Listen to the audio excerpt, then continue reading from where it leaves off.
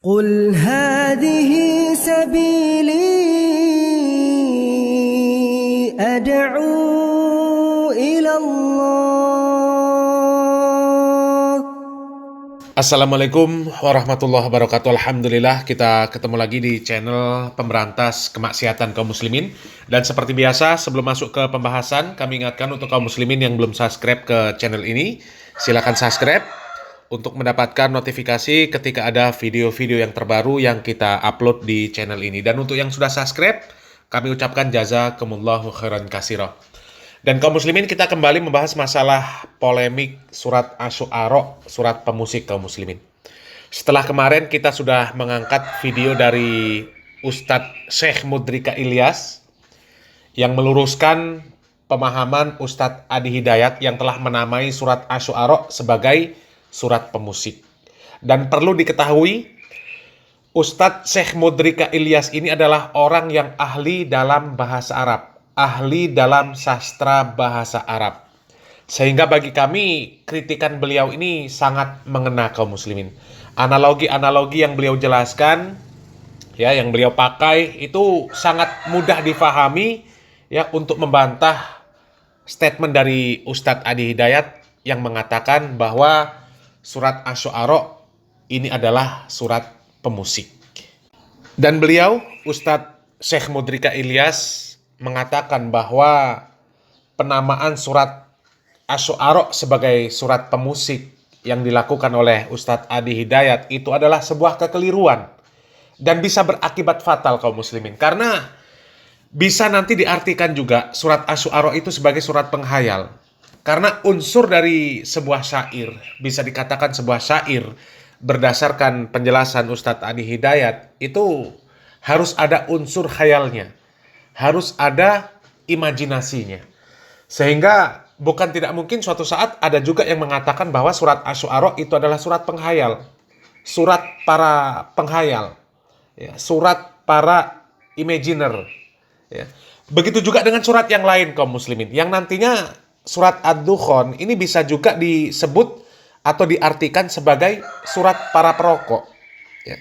Dan lebih luas lagi kami mengatakan bahwa bisa juga nantinya surat Ad-Dukhan itu diartikan sebagai surat tembakau, ya, atau surat cengkeh, atau surat nikotin, atau surat apa lagi, ya, unsur-unsur yang ada di dalam rokok. Karena unsur dari rokok itu ya ada tembakaunya, ada cengkehnya, ada nikotinnya. Ya. Sehingga kalau diartikan surat Asy-Syu'ara sebagai surat pemusik berdasarkan penjelasan Ustadz Adi Hidayat, ini bisa juga surat Ad-Dukhan diartikan seperti itu kaum muslimin. Dan pasti yang seperti itu tidak akan memperbaiki kondisi umat Islam. Ya, justru akan menjauhkan umat Islam ini dari makna Al-Quran yang benar, ya, dari pemahaman yang benar. Bagaimana mau memaknai yang benar sedangkan terjemahannya saja salah? Ya, Asy-Syu'ara penyair diartikan sebagai pemusik. Ya, nanti Ad-Dukhan yang artinya asap nanti diartikan rokok, ya, cengkeh, tembakau dan sebagainya. Rusak kaum muslimin. Ya. Dan itulah akibat menafsirkan Al-Quran dengan tafsiran sendiri, tidak mengikuti penafsiran para imam mufassirin, ya, tidak mengikuti penafsiran para salafus soleh. Dan siapapun yang menafsirkan Al-Quran, menafsirkan hadis tanpa mengikuti tafsir dan pemahaman para ulama, para salafus soleh, maka dia pasti akan menyimpang. Itu sudah pasti kaum muslimin. Ya. Sepandai apapun seseorang dalam memahami ilmu bahasa Arab dengan segala cabangnya, ketika dia memahami, dia mengartikan, menafsirkan Al-Quran dan hadis tanpa mengikuti penafsiran para ulama, maka dia akan menyimpang. Pasti akan menyimpang. Ya. Menyimpang dari pemahaman para salafus soleh. Dan menyimpang dari pemahaman para salafus soleh itu sudah jelas menyimpang dari pemahaman Islam yang hak. Ya. Karena Islam yang hak ini sudah difahami oleh para salafus soleh, para generasi awal terutama. Di mana mereka ini adalah orang yang paling faham terhadap Al-Quranul Karim, paling faham terhadap hadis-hadis Nabi Muhammad SAW, paling faham bagaimana mengamalkan isi dari Al-Quran dan Sunnah. Sehingga ketika ada orang yang menyelisihi pemahaman mereka, menyelisihi amaliyah mereka, sudah pasti menyimpang. Ya, sudah pasti menyimpang.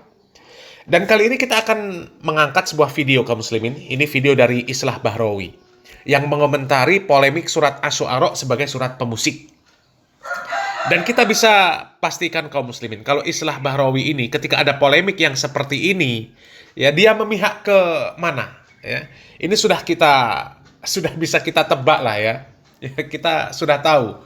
Ya, kalau misal ada perselisihan antara Islam dan kafir, ya kalau ada perselisihan masalah hukum rokok, masalah hukum riba dan sebagainya, ya itu kita bisa menebak, ya ada di pihak mana Islah Bahrawi, ya.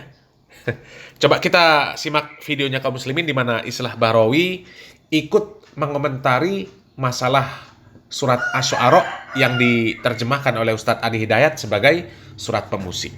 Kita akan membahas soal musik nih. Musik sebenarnya video lama yang dilansir oleh Ustadz Adi Hidayat tentang musik. Sehingga Ustadz Adi Hidayat diserang oleh banyak orang, terutama dari kalangan Wahabi Salafi, seolah-olah Ustadz Adi Hidayat menghalalkan musik. Sebenarnya dalam konteksnya, kalau kita lihat videonya Ustadz Adi Hidayat, justru memberikan gambaran bahwa musik itu adalah persoalan ikhtilaf. Ada yang memperbolehkan, ada yang melarang, dan juga ada yang menganggap bahwa ini adalah ranah abu-abu. Nah, ini yang tidak pernah diketahui orang. Artinya apa? Kalau orang-orang Wahabi Salafi hari ini mutlak mengharamkan musik, lalu apakah orang-orang para khalifah termasuk para ulama dan juga para ilmuwan Islam mulai dari Arab hingga Andalusia, apakah tahu bahwa ini haram lalu kemudian dipaksakan untuk dipraktekkan? Nah, kaum muslimin, di video ini Islah Bahrawi berbicara panjang lebar ya, membawa nama-nama ulama yang katanya membahas tentang musik, ya, para ulama yang mereka membidangi musik, ya, semisal Isfahani dengan kitabnya Al-Ghani dan ulama-ulama yang lain yang katanya mampu menyebarkan Islam sampai ke Andalusia. Padahal kalau memang kita mau jujur kaum muslimin, ya, siapa sih ulama yang mereka menyebarkan peradaban Islam dengan musik, kemudian ulama tersebut menjadi ulama yang besar, yang menjadi rujukan kaum muslimin, yang menjadi rujukan para ulama di dalam mengambil ilmu syariat Islam. Apakah itu ilmu tauhid, apakah ilmu fikih, ilmu muamalah, dan berbagai masalah besar lainnya yang ada di dalam syariat Islam. Ya, nggak ada kaum muslimin. Dan sejarah telah membuktikan bahwa runtuhnya peradaban Islam di Andalusia pun, ya itu karena apa? Karena musik kaum muslimin. Ya, silakan cek fakta dan sejarah tentang runtuhnya peradaban Islam di Andalusia. Ya. Apakah mereka runtuh karena diserang orang kafir? Bukan. Mereka runtuh karena semakin maraknya musik yang kemudian umat Islam di sana terlena, disibukkan dengan kesenangan, dengan hiburan, yang akhirnya kesenangan dan hiburan tersebut menjadi pintu masuk berbagai fitnah ke dalam umat Islam di sana. Yang akhirnya fitnah-fitnah tersebut menjadi konflik internal umat Islam di Andalusia. Ya. Kalau orang kafir itu tinggal menyingkirkan sisa-sisa konflik internal umat Islam saja di Andalusia. Jadi kalau mau disebut musik ini punya andil dalam peradaban Islam, ini sangat tidak relevan kaum muslimin. Ya. Mana ada ulama besar yang nama dan ilmunya dikenal, dimanfaatkan oleh para ulama, oleh kaum muslimin, kemudian ulama tersebut dibesarkan dengan musik. Ya, nggak ada. Para imam madhab, para imam ahli hadis, nggak ada yang mereka ini membidangi musik, yang gemar musik, senang musik, nggak ada. Hatta Ibnu Hazm rahimahullah, beliau yang membolehkan musik, ya, beliau pun tidak suka dengan musik. Ya. Dan kalau kita melihat video Islah Bahrawi, ya kaum muslimin ya, di dalam video ini, di versi panjangnya, ini benar-benar konyol kaum muslimin ya. Logika Islah Bahrawi ini rusak kaum muslimin. Dia membela musik dengan membabi buta. Mungkin dianggapnya apa yang dikatakan itu sangat rasional kaum muslimin. Padahal benar-benar cacat logika ya. Coba kita simak videonya kaum muslimin. Kalau kita selalu berdebat soal dalil-dalil tentang pengharaman sesuatu atau penghalalan sesuatu, maka kita akan seterusnya menjadikan Tuhan sebagai objek sengketa. Kita tidak akan pernah menjadi manusia yang maju dengan peradaban manusia yang serba cepat ini. Silahkan Anda yang meyakini musik haram, silahkan jangan dengarkan. Jangan pakai ringtone di HP-nya. Jangan pernah mendengarkan musik dimanapun, di bandara, di mall, dan seterusnya. Jangan pernah datang ke mall, karena di mall juga banyak musik yang diputar.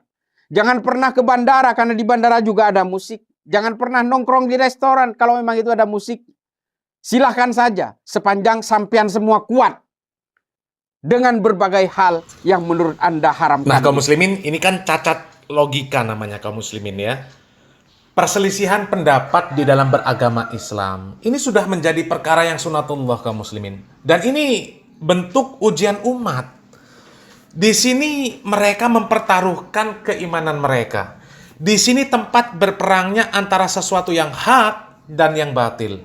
Ya. Sebatas mana ketaatan kita terhadap Allah dan Rasul-Nya. Ya, di mana Allah Subhanahu wa taala mengatakan ya ayyuhalladzina amanu atiullah wa atiur rasul wa ulil amri minkum fa in tanaza'tum fi syai'in farudduhu ilallahi war rasul in kuntum tu'minuna billahi wal yaumil akhir dzalika khairu wa ahsanu ta'wila. Ya. Dan kemudian solusi ketika ada perselisihan itu juga jelas kaum muslimin. Ya, kembalikan kepada Allah dan Rasul-Nya. Jelas.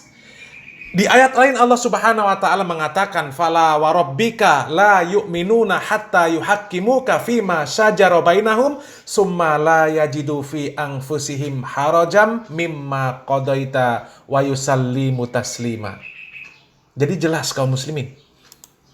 Perselisihan itu sudah menjadi sunatullah. Di sanalah iman seorang muslim diuji, ya. Allah Subhanahu wa taala bisa saja menjadikan umat ini bersatu, tapi perbedaan ini adalah bentuk ujian kaum muslimin. Ini sudah menjadi perkara sunatullah. Kalau perselisihan yang ada kemudian dianggap itu menjadikan bahan sengketa, menjadikan Allah sebagai bahan sengketa, itu logika orang yang sesat, naudzubillah min dzalik, ya. Kemudian yang lucu lagi kaum muslimin, logika Islah Bahrawi yang terakhir kaum muslimin. Katanya coba yang mengharamkan musik, ya, itu jangan pakai ringtone di HP. Jangan ke bandara, jangan ke mall, jangan ke pasar, ya, dan sebagainya. Mungkin jangan naik mobil juga ya. Jangan naik pesawat, jangan naik kereta api dan sebagainya karena di sana banyak musik. Ya, ini kan cacat logika namanya kaum muslimin. Cacat logika ini namanya. Ya, HP bukan alat musik. Mall bukan alat musik. Pasar bukan alat musik. Kendaraan apakah itu pesawat, mobil, kereta api, ya, apalagi semualah, ya. Itu bukan alat musik. Ya, orang pakai HP tujuannya bukan untuk mendengarkan musik. Ya, ke pasar naik mobil, beli HP, ke bandara, ke pasar tujuannya bukan mendengarkan musik. Mana ada orang tujuan mendengarkan musik beli HP, ke bandara, ke mall, ke pasar, naik kereta api, naik pesawat terbang, naik mobil. Nggak ada. Ya. Kalau masalah perkara di sana terdapat banyak musik, itu bukan urusan kita. Kita tidak dihisap masalah itu. Yang dihisap siapa? Yang memainkan musik. Yang memperdengarkan musik. Lah kita hidup, ya kita nggak tuli. Ya. Masa kita nggak mendengar? Ya mendengar. Cuma berbeda antara kita yang membuat acara dengan orang yang memperdengarkan. Beda. Ya, kita mengingkari, tidak menikmati, beda lagi. Ya, lah kalau misal logikanya seperti itu, ya kita hidup di Indonesia. Di Indonesia ini ada babi yang jelas haram, ada anjing yang jelas najis, ada khomer yang jelas haram, ada perzinahan yang jelas haram. Ya, itu semua kan ijma umat Islam bahwasanya itu adalah sesuatu yang haram. Kecuali orang-orang Islam yang abal-abal mungkin menganggap yang seperti itu tidak haram. Ya, anjing, babi, kemudian khomer, berzina, itu nggak haram. Ya. Tapi kalau umat Islam yang benar, pasti mengatakan itu haram kaum muslimin. Ya, pasti mengatakan itu haram. Apakah kemudian orang yang mengatakan itu haram, kemudian kita katakan kepada mereka, ya jangan hidup di Indonesia. Ya, karena di Indonesia ada babi, ada perzinahan, ada khomer, ada anjing, dan berbagai macam perkara-perkara dan hal-hal yang haram. Ya, jangan hidup di Indonesia. Ini kan cacat logika namanya kaum muslimin, ya. Tapi ya nggak heran lah, memang Islah Bahrawi ini pentolan liberal yang memang ini tugasnya menggerus akidah, ya, menggerus akidah umat Islam, ya, membelurkan pemahaman-pemahaman yang sahih tentang syariat Islam, ya. Semoga kita dijauhkan dari orang-orang yang seperti Islah Bahrawi ini. Semoga bermanfaat. Barakallahu fikum. Wassalamualaikum warahmatullahi wabarakatuh.